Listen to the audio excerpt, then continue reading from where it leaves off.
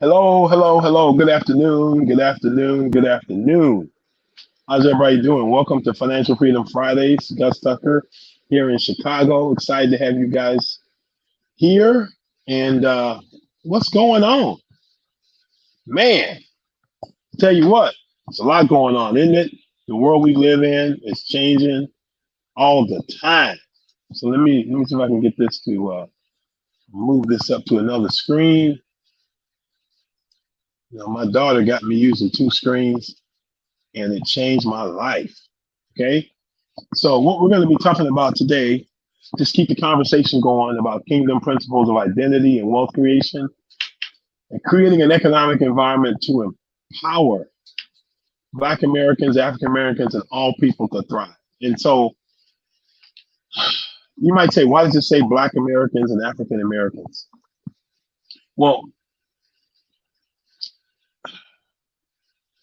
African Americans are people who have a lineage that extends back to Africa, and they can point to it. I go to a church that's Nigerian, Ghanaian, Cameroonian, Benin, and we broadcast all our services, and a lot of them have their family members watching from Africa, right? So that's what I mean by African Americans. They're in America and they're African Americans. Me, I'm going to work on tracing my lineage back. It only goes so far back, right? Because of the Middle Passage.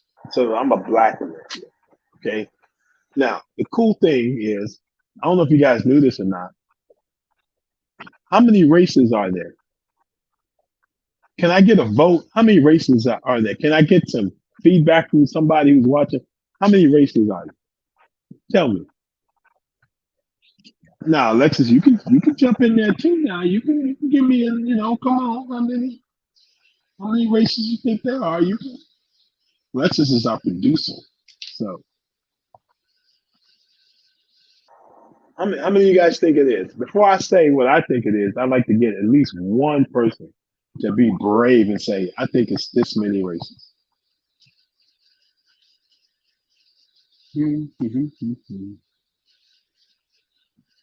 No brave people? No brave people? Okay. Guess how many races there? Hey, how many races are there? What do you guys think? How many races are there? And Alexis, you're gonna see why I was laughing when you mentioned the book that you mentioned to me that I ought to read. How many races are there? Okay, going once, going twice, three times. There's only one race. It's called human,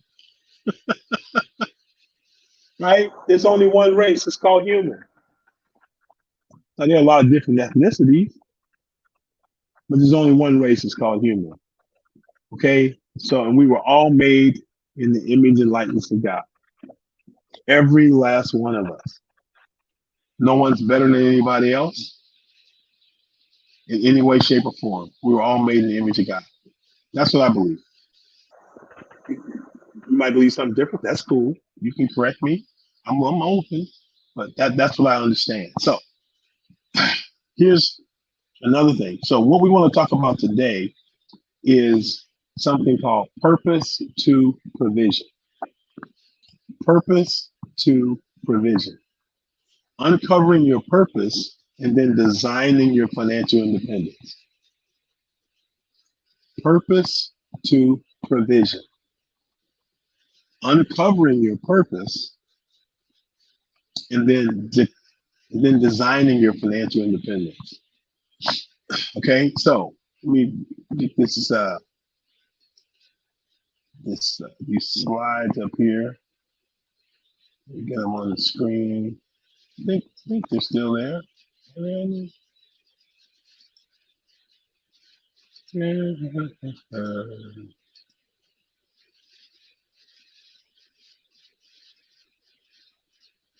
Hey Mary, how you doing? So Alexis, can we get you to put the presentation up? Let's see. Here we go. I think this is it. There we go. So I'm going to go to the next slide, next slide, next slide. And so first thing I want just to make a quick comment about is what you see is from where you sit. In other words, All of us are informed by our perspectives, our experiences, from how we were raised to what we've read to what we've experienced, what we've chosen to believe. Okay, our perspectives make all the difference. So what you see is from where you sit. Okay, so I want to encourage you um, about that as we move forward and take a look at this. Oh, that's not it's not big enough. Let's see. We'll try to make it work. Okay. So you see, there's seven mistakes that kill financial independence, and how to avoid them. Okay. So I want to talk about those because there we go. I want to talk about those because they form the basis of a challenge that I'm hosting next week. Okay.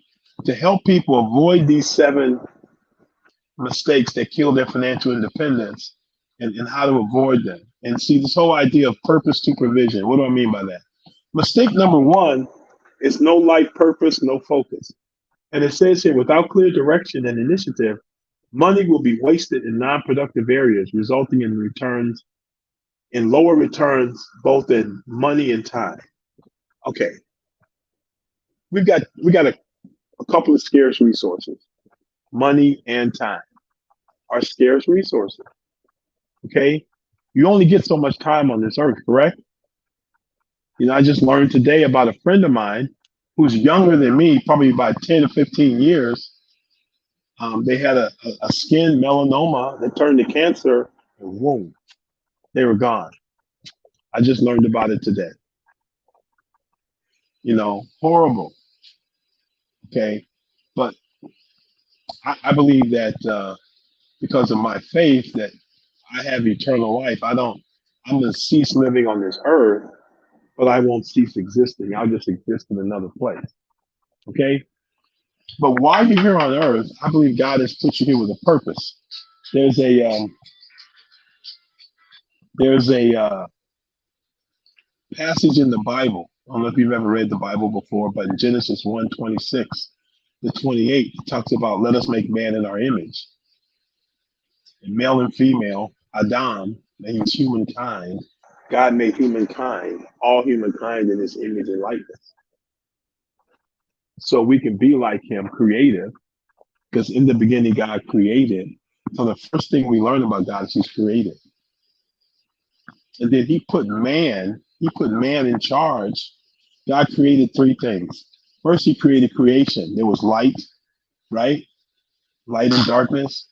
There was land and water, right? He created the stars in the sky. He created creation, right? Then next, he made creatures. All the creatures on the land, the creatures in the air, the creatures in the water, right? And then he made creators, Adam and Eve.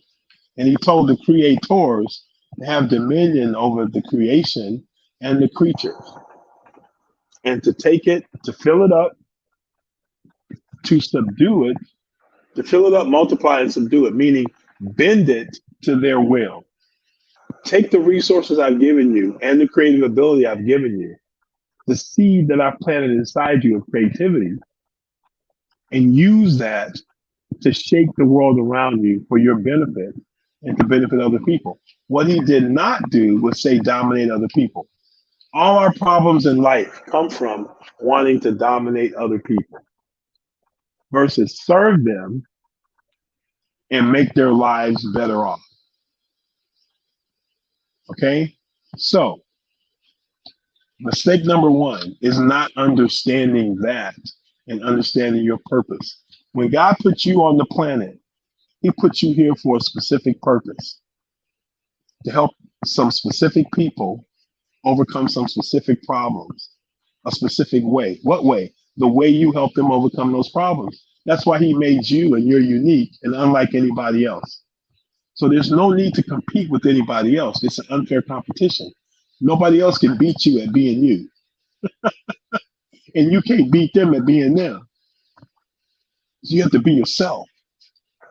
but be the best you that you could be by personally developing and growing and learning and developing yourself so you can carry out the assignment that you were given by God.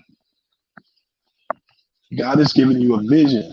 Okay. So mistake number one is not having that life purpose, that focus, that vision from God. Because here's what happens. If you're not clear on that vision, here's what else you won't be clear on. Provision. You take that word provision, you break it up. For the vision. For the vision. If God gives you a vision, he's going to give you the provision, all the resources you need to make the vision happen that he's given to you. Where we get into trouble is we have our own vision that's separate from God. How many of y'all got kids, children, people that was born with, and you gave them your last name? Okay, got it? How many of y'all got kids? Right. You remember them living under your roof and then something happened to them called teenagers? They became teenagers. All of a sudden, they figured out they knew more than you and they should be running the house. And you should pay for their lifestyle, however they wanted to live it. How many of you guys said, no, I didn't sign up for that program, man? If you're going to live under my roof, you're going to live by my rules, or I still abide by it. Y'all with me? Okay, God is the same way. He's not going to kick you off the planet or nothing like that. Okay? But his idea is for you to live under his roof the way he would prefer for you to do that, and he'll provide for that vision. Does that make sense? That God will provide provision. He will have provision for the vision he has for you. Okay, so here's the thing. Next week in this challenge, we're going to talk about how to understand what the vision is that God has for you. He's given you a process by which to do that. He did it right in the Bible. He gave you a process to understand it by looking at the Bible, okay, and looking at yourself and looking at your life experience. There's a process to piece together what your vision is and who you're called to serve and make a difference in the life of. Because that's where fulfillment comes from. Does that make sense? So the first thing we got to get straight is our purpose. If we don't get that straight, it doesn't matter what we do. We're not going to be fulfilled because success isn't a certain amount of money. It's not some educational attainment. It's not some career attainment. It's not some financial attainment. Here's what success is. Success is finding out what God has called you to do, and two, being faithful at doing that. Because God put you here because he's got an overall plan. And if you don't fulfill your role in the plan is compromised to some degree. Do you understand what I'm saying? So you're very, very, very important and you're very significant. And if you want to experience that importance and significance, faithfulness is what we have to do in understanding his purpose for us, his vision for us. And then the provision will happen. Think about it. What do we spend most of our time worrying about? And it says this in Matthew 6. Don't worry about what you should eat, what you should drink, or what you should put on. Basic necessities we're worried about. You know what I mean? Yeah. As they say, yeah, I mean, you know what I mean? Yeah, I mean, you know what I mean? Right? And then, so we compound this by making some other mistakes. Mistake number 2, we don't have a budget or financial plan. We wing it. With all the tools that are out there, I use Rocket Money, QuickBooks. You need a budget. All these things that are out there, apps, and more apps. Okay, but there's no budget or plan. So one of the things we have to do as we're on our road to accomplishing our vision is we need to have some structure around our money. Does that make sense? So we need to create a budgeting plan or a cash flow plan. So mistake number two is not having that. So this week, while we're together, if you choose to take this challenge with me, we're going to put that together. Mistake number three, no unplanned expense fund. I don't like calling it emergency fund because if you have the money, it's not an emergency. It's just an unplanned expense. But if you don't have any money saved, guess what that thing is? An emergency. Where am I going to get this money? I don't want to charge it. I don't want to borrow it from somebody. You feel me? So first is having a vision, right? And then it's having a stewardship, cash flow management, budget plan for your money. Then life happens, right? Stuff happens to us, so we need to be prepared for those things that are going to happen. Mistake number four, not investing and saving for retirement. Not investing and saving, period, and then not for retirement. Do you know what percentage of their income most Americans save? You can Google it right now. The number changes from time to time. But let me tell you this. For you to have a shot at retiring, you got to start saving at a very young age and be saving 15 to 20% of your gross income to have a shot at retiring. Okay? So let me ask you this. Do you think the national savings rate is above or below 15 to 20%? Anybody Google it? What did it say the national savings rate was in America? Somebody out there Google it and post it up as a comment. Somebody Google it and post it up as a comment. And let's see where it is as it relates to 15, 20%.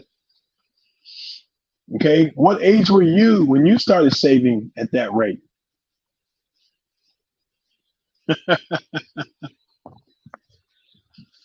Hello. The earlier you start saving for your retirement, the more time your money has to grow. And we'll be talking about some of these concepts in the challenge next week. Time compounding, the rule of 72, and ideas like that. Okay. And how we leverage them to make our money work for us. So that's mistake number four. Mistake number five is living beyond your means. Trying to impress the Joneses is a losing proposition. And last week the Joneses went bankrupt, by the way, just so you know. So don't try to keep up with them. Okay, spending more than you earn can lead to significant debt and financial instability. It's essential to live within your means and avoid lifestyle inflation. Let me ask you guys a question. What's the average raise? Check this out. I got my first corporate job when I was 23 in 1981. Yeah, they still had cars back then. We had electricity. Yeah, we did back in 1981. And I started out making $23,000 a year. By 1983, I was making $50,000 a year. In 1983. How long ago was that? Let's see. 17, we'll make it 2000, 40 years ago. 40 years ago. If you look up right now, in America today,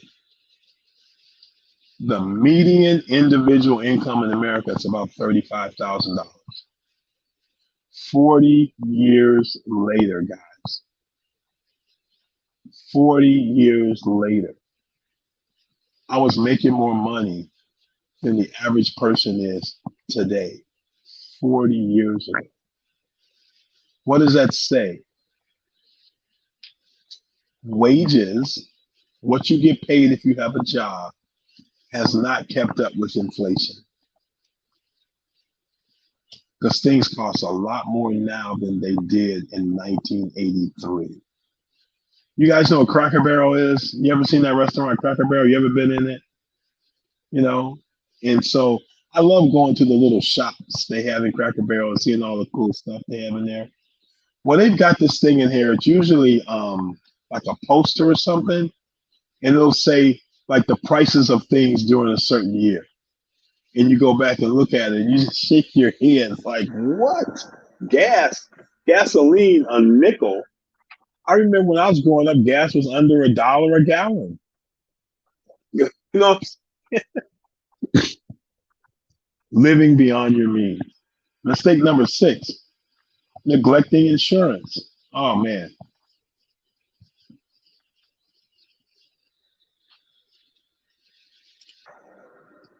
Think of it like this: risk management.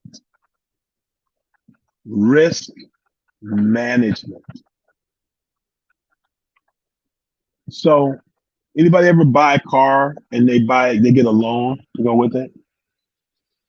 What does the bank require you to get on that car? Insurance. And not just any kind of insurance typically, but comprehensive. What does that mean? It means no matter what happens to this asset, which is an asset for the bank, it's a liability for you, but it's an asset to the bank because the car that they lent you the money on is worth more than you borrow. So that car is on their book as an asset.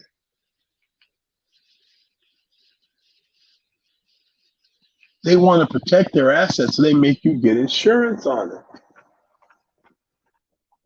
There's a clue. If you buy a house, the bank requires you to have what?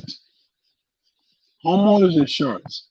Do they care if you protect your contents? No, but you got to protect the whole dwelling and you got to protect that garage. Why? Because that's an asset to the bank, and the bank protects its assets with insurance. You don't believe it? Look this up. It's an acronym: BOLI. B period, O period, L period, I period. BOLI. It's called bank-owned life insurance. Google that and see how much insurance that banks own. And you'll see it's tens of billions of dollars. You are your biggest asset.